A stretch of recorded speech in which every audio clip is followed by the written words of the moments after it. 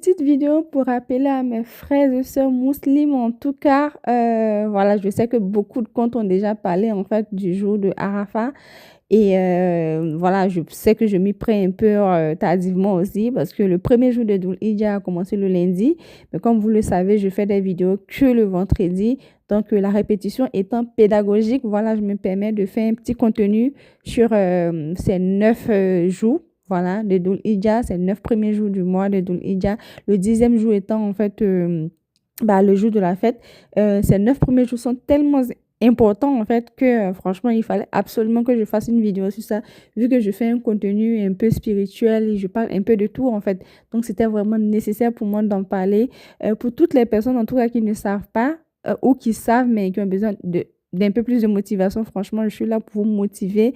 Il paraît que c'est très, très important, en fait, de jeûner du premier jour, c'est-à-dire du lundi dernier, 18 mai, au 26 mai. Le 26 mai étant, en fait, le jour de Arafat, le 9e jour, en fait, de Dhul Hijjah, du mois de Dhul Hijjah.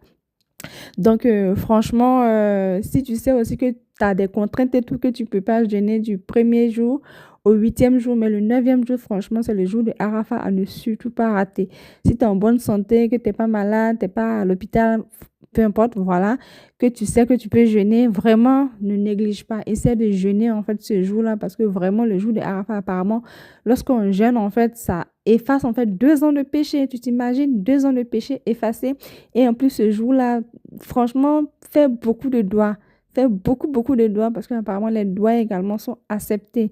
Donc, franchement, motivation pour tout le monde, pour ceux qui peuvent en tout cas jeûner du premier jour au 9e jour, c'est l'idéal. Et puis également, pas que jeûner, mais également faire beaucoup de doigts, faire beaucoup de dicks et tout. Vous savez qu'on a toujours des trucs à demander à Dieu, que ce soit pour nous-mêmes, pour notre santé, pour la santé de nos parents, pour nos frères et sœurs, pour les musulmans du monde entier, pour des personnes qui sont vraiment opprimées, pour les musulmans en fait qui sont, pour des pays en fait qui sont en guerre et tout. Franchement, il y a trop de choses à demander à Dieu.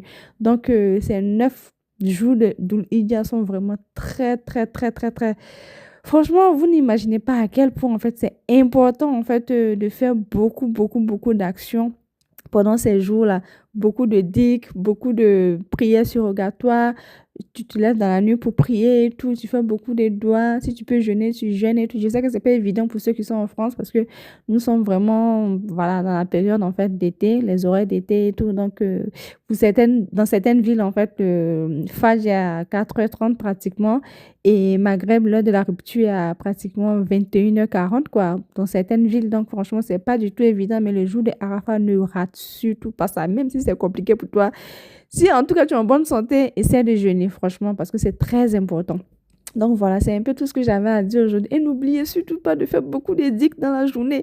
Dans la journée, le truc qui est bien en fait avec les dicks, franchement, j'ai déjà fait beaucoup de vidéos sur ça. Le dick, en fait, c'est que tu peux faire ça partout.